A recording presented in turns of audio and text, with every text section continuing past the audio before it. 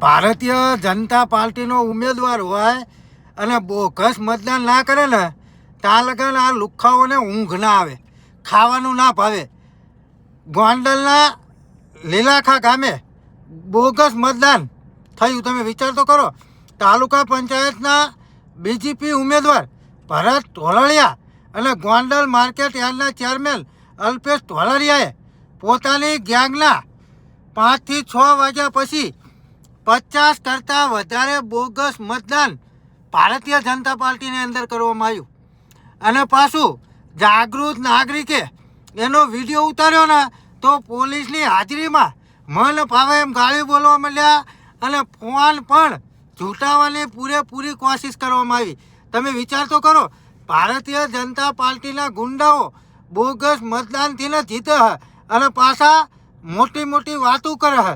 એટલે ખરેખર મિત્રો આખો વિડીયો જુઓ અને બને એટલો આગળ શેર કરો.